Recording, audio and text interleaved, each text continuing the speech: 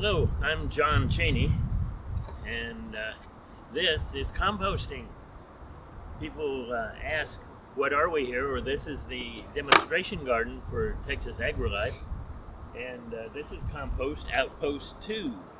Compost Outpost 1 is at Botanic Garden, but here we do composting, and the product is used in the gardens here at the demonstration garden. Now, people may ask, what is compost? Compost is defined as decayed material that's used as plant fertilizer, and you can make it yourself at home. It's free when you make it, and you're keeping things from going to the dump. We use leaves, and we use grasses mostly, but also we use any green plant material that you want to put into your compost pile. And you probably do a ratio of like 3 to 1, 3 brown to 1 green, which is brown being carbon and green being nitrogen. Why do we use compost in our gardens? We use it because it's rich in nutrients, and it's used in gardens and landscaping and organic farming. What is compost? It's the transformation process. The material is put into a bin, which you'll see in a moment, and the material decomposes aerobically, which means it uses air and time, moisture, and the mass that you put into the bin will deteriorate and make a natural fertilizer which you can use.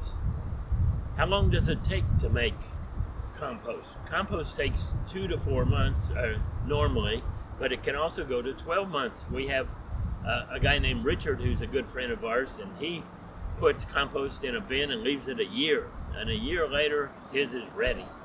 So you don't have to hurry it. You can make it as fast as 2 months and as slow as a year. And what does it cost to make compost?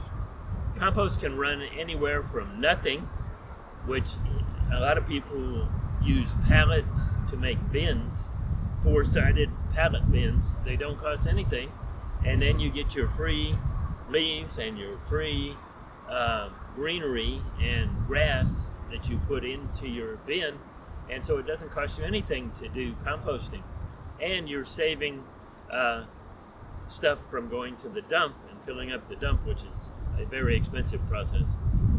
For $800 you can get a barrel, and it will turn and speed the composting process.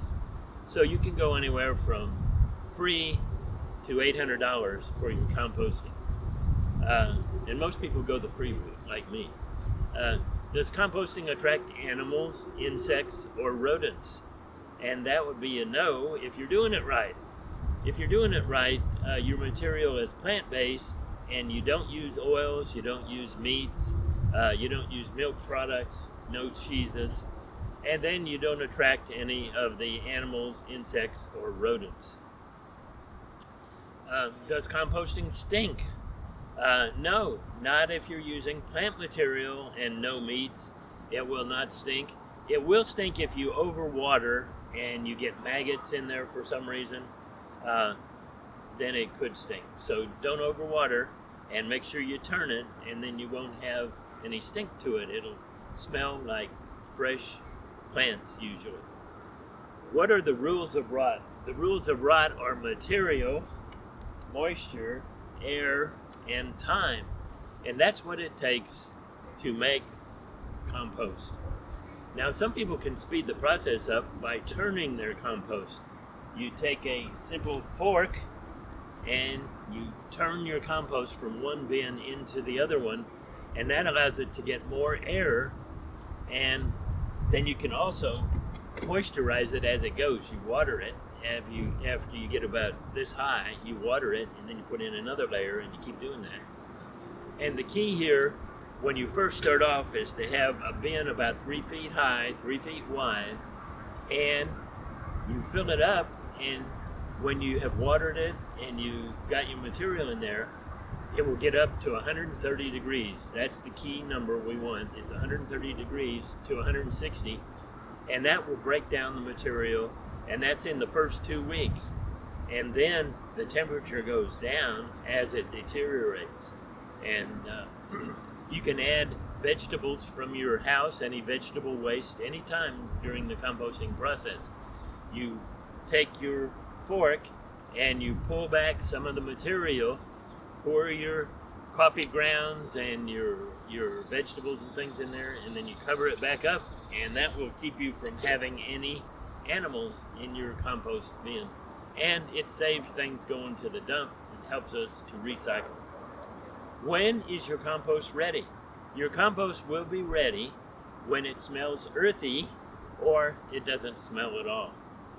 And you can make some beautiful compost. You can use it how? You can use it on your potted plants.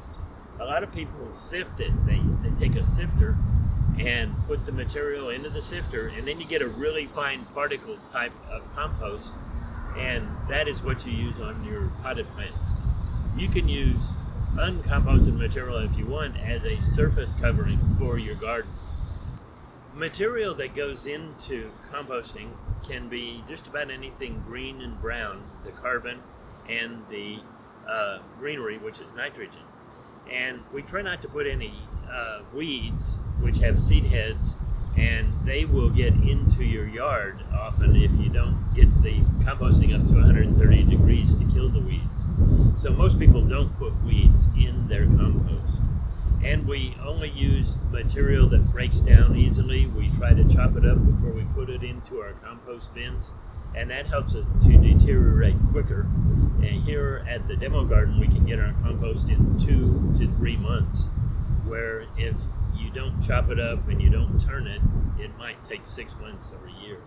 There are different ways you can make compost. Some people use pallets. They make a 4-pallet bin, or you can use a metal bin like this one here, which is a 3x3, or you can use a barrel. You can purchase one online, pardon me, or at Home Depot you can purchase one, and it allows you to turn the barrel, and that way you mix up your compost.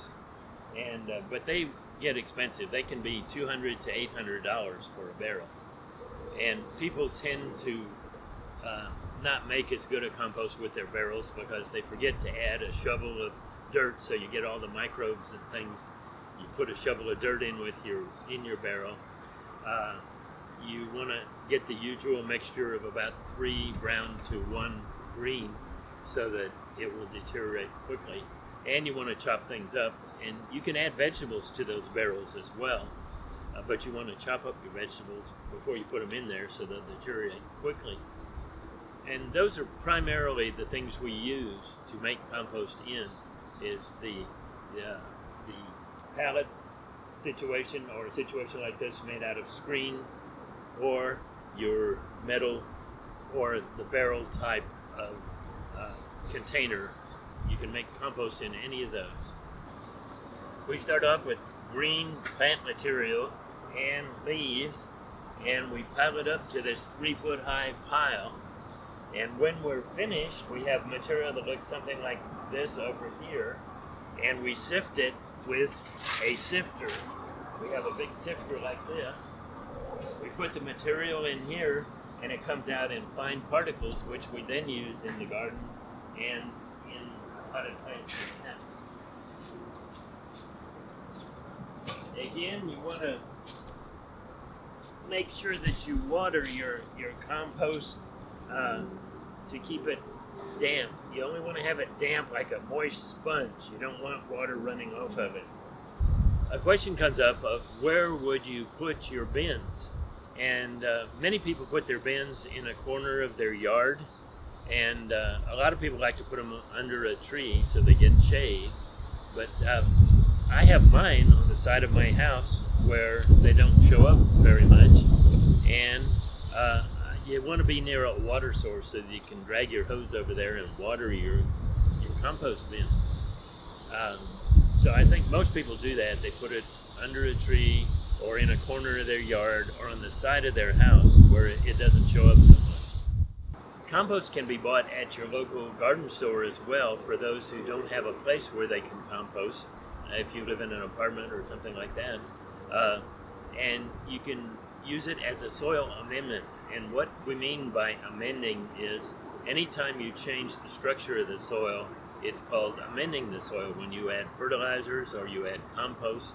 If you're going to amend your sandy soil, you add compost or mulch, and what that does, it thickens the soil somewhat because sand will allow the water to run right through it.